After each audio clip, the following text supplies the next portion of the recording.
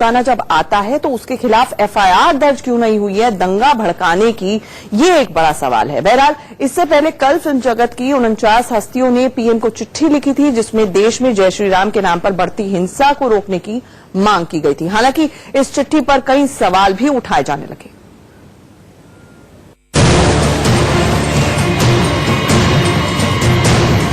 देश में भीड़ तंत्र का कहर, कहीं बच्चा चोरी के शक में पिटाई, कहीं गौरक्षा के नाम पर गुंडागर्दी,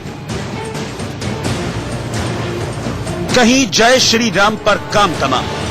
भीड़ तंत्र के इंसाफ की ऐसी घटनाएं अब आम हो चुकी हैं। चाहे मध्य प्रदेश हो, उत्तर प्रदेश हो, बिहार हो या झारखंड या फिर देश के दूसरे राज्य, हर जगह लोकतंत्र और न्याय तंत्र भीड़ तंत्र के आगे बौना और बेबस दिखाई दे रहा है।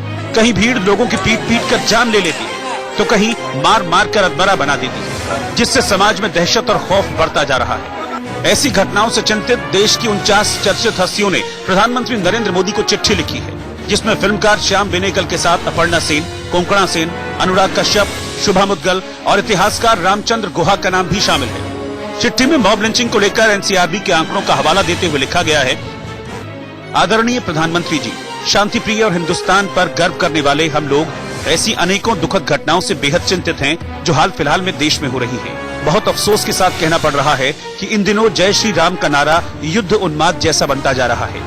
कानून और व्यवस्था को तोड़ने के लिए बहुत बार लिंचिंग के वक्त भी इसी नारे का प्रयोग किया जा रहा है। ये देखना हैरान करने वाला है कि धर्म के नाम पर ऐसा किया जा रहा है। राम के नाम पर ऐसे अपराध को अंजाम देने की घटनाओं पर लगाम लगाना जरूरी है। आपने संसद में लिंचिंग की घटना की निंदा की थी, लेकिन वो काफी नहीं है। हम सभी को ऐसा मजबूती से लगता है कि इस तरह के अपराधों को गैर जमानती बनाया जाए। उम्मीद है कि हमारे सुझावों को उसी तरह लिया जाएगा जिस भावना से हमने व्यक्त किया है। There's no view. The letter is self-explanatory. You can understand. Okay. So you spoke about Jai Shri Ram also. Yeah. Thank you. Right. Bye. All over India, people are being lynched. They are either being lynched because they are accused of eating beef or accused of, trading cows. It sometimes is that they're simply taking the cows from one place to another. विपक्ष चिट्ठी का सवाल उठाते हुए सरकार पर हमलावर हुआ तो गृह राज्य मंत्री जी किशन रेड्डी ने संसद में सफाई दी। 3 साल का कम्युनल राइट्स के बारे में पूछा है। इस 3 साल में राइट्स बोला है, इंसिडेंट्स नहीं बोले डॉक्यूमेंट में। उसमें 2016 में एक इंसिडेंट हुआ। माननीय सदस्य का साल मुजफ्फरनगर के बारे में वेस्ट बंगाल में हुआ। सरकार कह रही है कि मॉब लिंचिंग को धर्म से नहीं जोड़ा जाना चाहिए, मगर एआईएमआईएम के सांसद असदुद्दीन ओवैसी के भाई अकबरुद्दीन ओवैसी तेलंगाना के करीमनगर मॉब लिंचिंग पर भड़काऊ भाषण देते हुए नजर आए। मॉब लिंचिंग के लिए आरएसएस को जिम्मेदार ठहराते हुए अकबरुद्दीन ने फिर से अपने 15 मिनट वाले विवादित बयान की याद दिलाई, जिसमें उन्होंने कहा था कि 15 मिनट के लिए पुलिस हटा दो, देख लेंगे किसमें कितना दम है।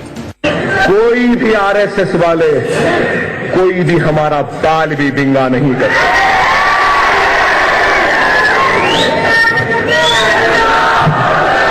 और याद रखो, दुनिया उसी को डराती है जो डरता है। दुनिया उसी से डरती है जो डराना जानता है। क्या है अकबरुद्दीन ओवैसी से नफरत क्यों है? क्यों है?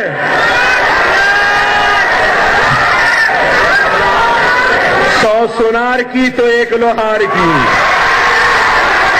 15 मिनट ऐसा ज़र्ब है जो अभी भी नहीं भर सका। बीजेपी मॉब लिंचिंग के मामलों में सख्त कार्रवाई की बात कह रही है और अकबरुद्दीन ओवैसी के बयान पर उनके खिलाफ देशद्रोह का मामला दर्ज करने की मांग की। मगर सवाल है कि क्या मॉब लिंचिंग को धर्म की राजनीति का हथियार बनाया जा रहा है? क्या मॉब लिंचिंग के नाम पर देश में फिर से असहिष्णुता का माहौल बनाया जा रहा है? तो एक तरफ अकबरुद्दीन हैं जो कि 15 मिनट खुला छूटने की बात कह रहे हैं, आपने खुद सुना कितना भड़काऊ भाषण था। दूसरी तरफ भड़काऊ गाना जो कि भोजपुरी गायक वरुण बहार ने गाया है, जिसके बाद लगातार विवाद बढ़ने लगा है। सिंगर वरुण ने एक वीडियो भी जारी किया था, जो नहीं बोलेगा जय श्री राम उसको भेजेंगे कब्रिस्तान, यानी कि कब्रिस्तान भेजने की बात हो रही है। अब इस गाने को लेकर कांग्रेस के समर्थक तहसीन पुलामारा ने पीएमओ के घर के बाहर धरने की बात कही है। आपको वो भी दिखाएंगे हम, लेकिन उससे पहले वो गाना सुनिए।